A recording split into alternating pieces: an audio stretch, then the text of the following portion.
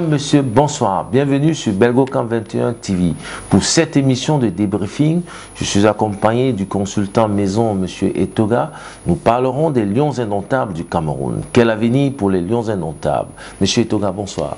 Bonsoir et merci de l'invitation. C'est un plaisir que de continuer à apporter de ce que je connais du foot. Vous avez été un arbitre par le passé dans votre jeunesse footballistique. Vous maîtrisez le règlement et les schémas tactiques pratiqués par certains entraîneurs ou plusieurs entraîneurs. L'entraîneur Rigobert Song est à sa 5e victoire. Pourquoi, lorsque l'équipe nationale gagne, le public camerounais évoque le fait que les Lions indomptables ont joué contre personne?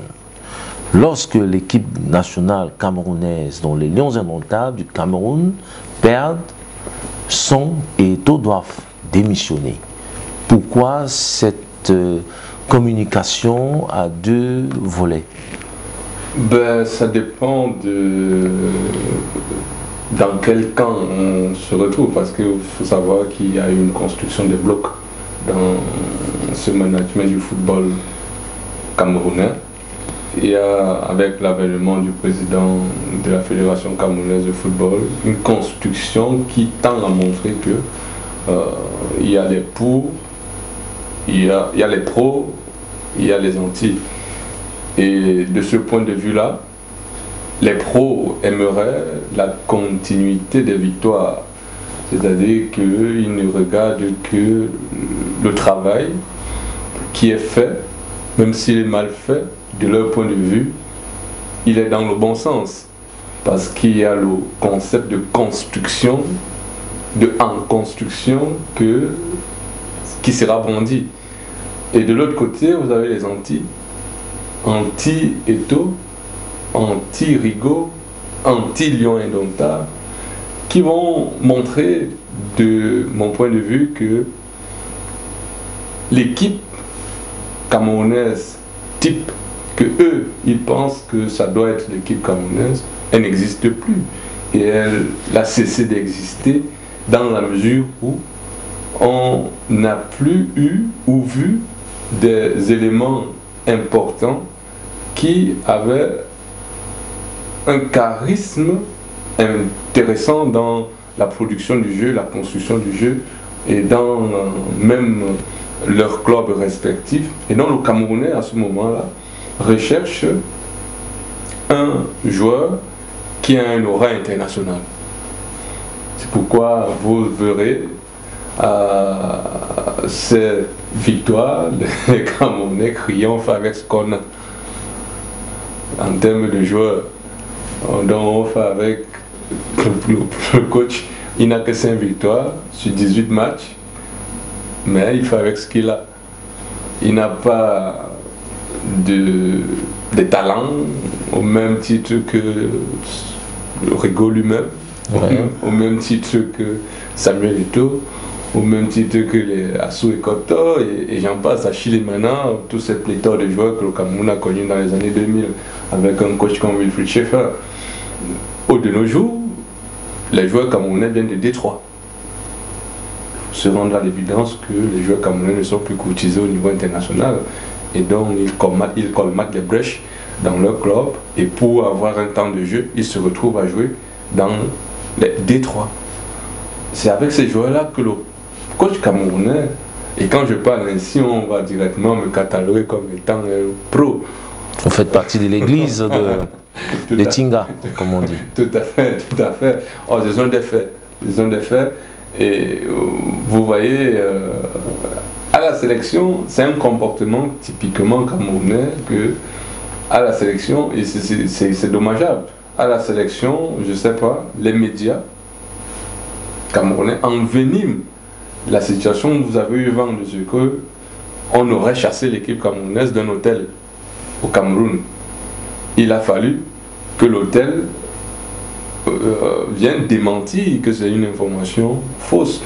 Et donc il y a ce climat d'animosité qui a tendance à exister au sein de la tanière et en dehors de la tanière pour, n'est-ce pas, discréditer soit le travail qui est fait, en bien ou en mal, soit discréditer les personnes qui font le travail en bien ou en mal, non pas parce qu'ils sont considérés comme étant des génies, mais tout simplement parce qu'il y a une rancune, de mon point de vue à ce moment-là, qui tend à montrer que le Camerounais ne se satisfait aucunement de ce qu'il a. Il se satisfait des illusions qu'il se fait quant à ce qui doit être fait. De ce point de vue-là, on ne saurait satisfaire des illusions. Et donc, s'il y a lieu de continuer à dire au coach Rigobertson de continuer dans la lancée des victoires en construction, je lui dirais de continuer dans cette lancée-là. Mais avec, on a déjà dit ça dans nos précédentes émissions, avec la prise en compte de l'exigence statistique du peuple camerounais quand son équipe joue. Sinon, il va toujours se retrouver avec des discours dithyrambiques, mais non plus critiques, mais des discours dithyrambiques, comme c'est ce qui est en train de naître. Parce que quand vous dites qui joue contre qui, il faut aussi se demander, il a quel joueur pour jouer contre qui. Il a joué contre le Brésil, avec les joueurs qu'il avait, il a gagné le Brésil. Personne ne va aller dire. Mais les mêmes ont commencé à dire que c'est l'équipe C du Brésil. Et donc vous avez toujours ce discours-là qui vont naître parce qu'il y a des pros et des anti. Et de ce point de vue-là, le discours à l'intérieur de la tanière doit rester serein et continuer à travailler à telle enseigne que les petits qu'on convoque viennent faire le travail que demande le coach. Pas prendre en compte les considérations politico, les aspirations de chaque Camerounais, parce que chaque Camerounais va sortir son 11 au regard de la liste qui a été convoquée. Est-ce que l'équipe nationale du Cameroun a évolué vers une stratégie de jeu propre à elle, en fonction de ce qu'on a vu lors du dernier match? En fonction de ce qu'on a vu lors du dernier match, je crois qu'il y a une évolution, mais il y a encore beaucoup à faire. Il y a eu, de mon point de vue, la sérénité qu'on n'avait pas connue depuis. On avait toujours... Il faut savoir qu'on sort de loin quand même. On sort véritablement de loin. Avant, à chaque regroupement FIFA, ou à chaque préparation d'une compétition, l'équipe camerounaise devait faire la une des médias en termes de soit scandale, soit de primes. Et ces questions-là ont connu une résolution. Ces questions-là ont trouvé des solutions. Non pas peut-être parce que c'est ce nouveau staff, mais il y a eu un travail et dans la continuité, le travail continue à être fait. Et donc ils ne sont pas venus chambouler complètement ce qui est fait. Ils ont trouvé un travail qui a été fait et ils continuent à le faire. Et en cela, il faut féliciter l'équipe qui est arrivée. Parce qu'ils auraient aussi dit, ils seraient venus là et dit le travail n'est pas bien fait, et donc on va revoir les textes qui permettent de dire que les primes, ce sera géré comme ça, comme ça, comme ça. Donc il y a une continuité et en cela, il faut féliciter ça. D'un autre point de vue, il faut se rendre à l'évidence que le manager sélectionneur arrive dans une situation où le Cameroun doit se qualifier au mondial. C'est une patate chaude contre l'Algérie et il arrive à contredire les Antilles qui voyaient en Rigobertson un bouche-trou, un coach qu'on a mis là, non pas parce qu'il a la compétence, pour parler comme le ministre Camto, la compétence de sa compétence, mais un poste qui réconforte les coquins, un truc comme ça. Et donc il a été mis là par son ami, qui doit juste se partager le gombo. C'est comme ça il parle, se partage du gombo. Mais quand on regarde la production, l'évolution de la production du jeu et la gestion du groupe, on se rend compte qu'il y a un travail de fond qui est en train d'être fait. Et il y a une vision, il y a une orientation dans la gestion de chaque joueur de façon individuelle. Ça, quand tu viens à l'équipe nationale, à tel poste, j'attends ça de tel poste. Donc il y a un profil stratégique qui est en train d'être fait pour chaque poste. Vous avez la prospection qu'il fait, c'est en fonction de son profil stratégique que, de mon point de vue, il a établi. Quand on parle de Daniel Seyonga, il me pardonnera si j'ai écorché son nom, c'est une prospection de Rigobert Song, qui aujourd'hui vient chambouler l'ordre hiérarchique à ce poste-là, parce qu'on savait qu'un Nuutolo sera toujours titulaire à ce poste-là, mais aujourd'hui on regarde ce poste-là, il y a duel, il y a concurrence. Et donc, mais pour le match précédent, je pense qu'il aurait aussi évolué dans les centres. Il n'a que fait, je pense, un centre qui a amené le but de Franck Magri. Mais il aurait proposé des centres pour utiliser le gabarit et la taille de notre avant-centre en première mi-temps. Et en cela, je pense qu'il doit un peu évoluer à ce niveau-là. Au-delà de ça, de ce profil stratégique qui a été établi, vous avez la collaboration avec ses collègues, qui est, de mon point de vue, non pas dans le management, on va appeler ça hiérarchique, mais vertical, c'est-à-dire qu'il considère les avis des autres et il travaille en communion, de concert, on dit. Et donc, le coach Rigobert Song, on a vu l'évolution dans la tanière, sur le terrain, on voit les évolutions. Et dans le management, même de façon générale de l'équipe, on voit bien qu'il y a quelque chose qui se professionnalise comme on voit ailleurs. Et donc on ne saurait dire ici que l'on soit pro ou anti, qu'il n'y a rien qui est fait. Donc à ce niveau-là, je pense qu'il y a eu évolution. Est-ce que les binationaux apportent à l'équipe nationale du Cameroun une plus-value? La question va toujours se poser, est-ce que... Moi, c'est ce discours occidental qu'on aimerait transposer sur le continent africain qui me chagrine un peu. Binationaux, est-ce qu'il apporte? Pourquoi exclure? Si tu considères qu'il a la nationalité, pourquoi tu aimerais l'exclure? Pourquoi à ce moment... pourquoi à ce moment-là, on ne regarde pas qu'on a nié sa nationalité anglaise en donnant ce genre de nom. Il est né en Angleterre. Mais les binationaux, qu'est-ce qu'ils apportent? Ils apportent ce que les nationaux n'apportent pas. Les nationaux ne produisent plus les joueurs. Si on regarde... On doit changer le vocable en disant que des joueurs évoluant sur le territoire national ne sont plus compétents par rapport aux joueurs évoluant à l'international. Donc nous devons bannir de notre vocable les binationaux. Avec les Camerounais, il faut être cru. Il ne faut pas faire les circonvolutions langagières. Il faut être cru. Quand ils utilisent le concept de binationaux, c'est pour un but bien précis.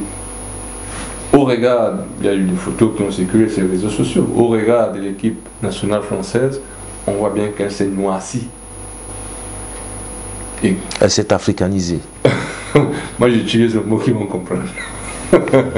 Elle s'est noircie. Et donc, quand ils regardent l'équipe nationale camerounaise, qui devrait être noire, ils se questionnent que où est-ce qu'on va? Est-ce qu'on va nous remplir les binationaux et qu'on perde notre identité camerounaise dans quelque chose qui nous est propre et qui nous est cher? Il y a un métissage mondial. Le Camerounais ne voit pas ça comme ça. Parce qu'il pose la question de la binationalité qui n'est pas déjà reconnue dans un État comme l'État camerounais, du moins pour les hommes. Et donc sa question est fondamentale parce que là ça revêt un côté politique. Et donc sa question politique, il vient la greffer à la question du football qui se veut quelque chose de professionnel, de ludique. Et donc, s'ils ont, de mon point de vue, des questions politiques à résoudre, ils doivent aller dans le champ politique. Que de venir nuire à l'aisance de l'exercice footballistique en posant ce type de questions-là et à nier le sentiment. C'est la nationalité, ce n'est qu'une question de sentiment. Et à nier le sentiment camerounais de ces binationaux qu'ils ont qualifiés comme étant non plus des Camerounais, mais des binationaux. En Belgique, nous avons un joueur comme Onana qui évolue avec l'équipe nationale belge. C'est un Camerounais. Oui, mais c'est sans Belge. Il n'est pas bi-belge ou binational, il est belge. On ne va pas entendre dans les médias belges que c'est un binational. On ne va pas entendre même des débats sur sa nationalité ou alors l'origine, son origine déjà. On ne va pas entendre ce genre de discours. Mais le Camerounais tient ce discours parce qu'il pose une question politique. Tout simplement, et il aimerait que ça trouve solution. Et c'est quand on va considérer la question de la binationalité au Cameroun que cette question sera évacuée, tout simplement. Mais de ce point de vue-là, à l'heure actuelle, la question elle est d'acuité. Et on ne va pas faire ombrage à ces binationaux qui viennent à l'équipe nationale de se sentir camerounais. Parce que même quand on va convoquer le Georges Kevin Koudou, qui refusait de venir jouer pour la nationalité camerounaise, qui aujourd'hui est content d'avoir marqué un but pour l'équipe camerounaise, ils ne se sont pas offusqués. C'est un Camerounais qui avait refusé de jouer pour le Cameroun. Pourquoi quand on convoque maintenant un binational qui se sent camerounais, qui pense qu'il va apporter quelque chose de bénéfique pour la nation camerounaise, on va s'offusquer de ce qu'on va lui dire, tu dois d'abord attendre qu'on sélectionne les nationaux. Les Camerounais, j'ai envie de dire, non, ça n'a pas de sens. Et de mon point de vue, c'est un discours clivant qui va apporter plus de difficultés dans l'équipe camerounaise, même dans la construction des relations avec les binationaux que la fédération camerounaise aimerait construire. On demande à la fédération d'aller chercher les joueurs, d'aller à la conquête de nouveaux joueurs. Mais si on regarde nos joueurs qui vont jouer en Thaïlande, qui vont jouer au Panama, qui vont jouer, je ne sais pas, en Ouzbékistan, qui vont jouer, je ne sais pas moi où, on ne les voit plus. On ne les voit plus. Moi, j'ai la peine aujourd'hui à citer certains joueurs camerounais. J'ai de la peine, je ne maîtrise même plus les noms de 5 joueurs dans l'équipe nationale camerounaise. Pourquoi? Parce qu'ils ne brillent pas au niveau international. Ils ne brillent pas, on les convoque. Ah, Rigobert, on a trouvé un nouveau joueur. On va le découvrir. C'est au moment de l'équipe nationale qu'on découvre les joueurs camerounais. Et à ce moment-là, vous ne pouvez pas demander d'exclure les binationaux qui évoluent dans les championnats réputés. Il y va de l'image du Cameroun qu'on aimerait construire. Et il y va de même le sentiment camerounais qu'on aimerait construire avec ces enfants que nous avons faits dans les pays dans lesquels nous vivons au niveau international. Et donc la binationalité, la question, de mon point de vue, elle est mal posée. Elle devait être dans le champ politique. L'entraîneur Rigobert Song est en pleine prospection. Il a déjà une tanière pleine de joueurs, des joueurs camerounais, que ce soit des joueurs évoluant à l'international ou évoluant sur le territoire national camerounais. Est-ce que la tanière est-elle prête pour la CAN? Avec ce qu'on a vu comme production de jeu, je pense qu'il y a encore pas tant que ça. On sait qu'on peut s'améliorer dans la compétition, mais il y a encore des petits réglages à faire. La pépite rare à aller chercher au milieu du terrain, qui va réorganiser tout ça et casser un peu les ailes de ceux qui se sentent déjà. J'entends des discours qui me disent qu'il y a des cadors, des patrons du vestiaire. Ça, c'est des discours qui empêchent l'évolution. C'est un discours qui empêche de produire vers quelque chose qui permet de faire tirer les autres vers le haut. Parce que quand tu te considères comme étant un cador, le jour où on te met au banc, ça crée des problèmes parce que tu te considères comme étant un cador. C'est vrai que tu vas montrer ton sentiment de complémentarité avec tes collègues, mais si tu te considères comme un cador, logiquement, celui qui vient sait que c'est un cador, il doit jouer. Il doit jouer, et donc toi, ton jeu, ta production de ton jeu n'est plus à la hauteur de ce que le peuple à ce moment exigeant attend. Et donc vous avez les Ambouanguissa, par exemple, qui, de mon point de vue, mettent un peu, on a déjà eu cette analyse ici, mettent un peu le frein à la patte quand il s'agit de l'équipe nationale, soi-disant, c'est pas les mêmes joueurs, c'est pas le même terrain, c'est pas le même climat, mais sauf que c'est le même pays. Et donc, de mon point de vue, ces éléments pris en compte, naturellement, ne doivent pas primer sur ce sentiment qui doit booster le Camerounais à produire quelque chose de grand. pour, même dans des conditions les plus défavorables possibles, il doit avoir, n'est-ce pas, cette hargne de hisser ce drapeau-là au plus haut. Et donc, ce discours-là empiète dans cette vision qui permettrait de voir, n'est-ce pas, ces jeunes-là évoluer. Et donc, dans la tanière, je pense que le discours de Kador, même que le coach a adopté, qui de mon point de vue doit être frustrant. Par exemple, si vous convoquez les jeunes du championnat local et ils viennent entendre les discours de Kador, il n'a plus sa place, il n'a pas sa place. Il sait que c'est un porteur de sac. Quel que soit ce qu'il va faire à l'entraînement, il y a les Kador. Il y a les patrons du vestiaire. Et s'il vient chambouler la hiérarchie au niveau du vestiaire, vous avez entendu, n'est-ce pas, dans les années que Samuel Eto'o jouait, il y a eu un chamboulement de la hiérarchie, là, le capitanat, des trucs comme ça. Vous avez entendu des discours. Et donc tout ça, c'est de mon point de vue une communication qu'il faudra éduquer, n'est-ce pas, le peuple camerounais déjà à comprendre que la construction d'une équipe qui s'adosse à une hiérarchie ne peut que produire quelque chose de néfaste.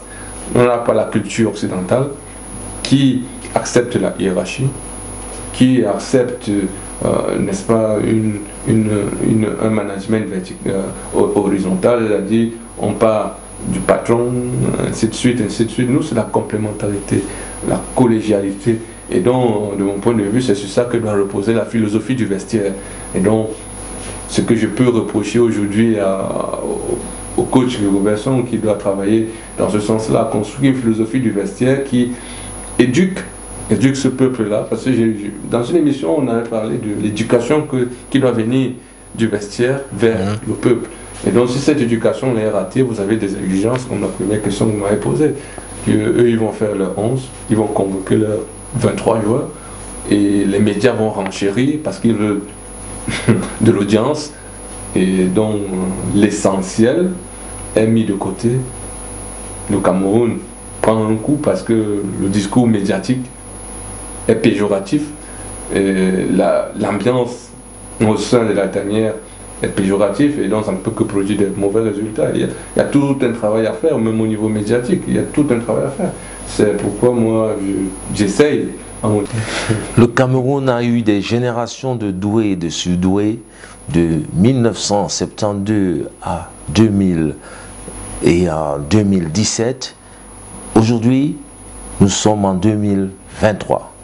L'entraîneur Rigobertson doit composer avec les talents du temps moderne et trouver une équipe fiable pour la CAN en Côte d'Ivoire. Nous vous donnons rendez-vous pour des prochaines analyses de débriefing. Soyez des nôtres. À très bientôt.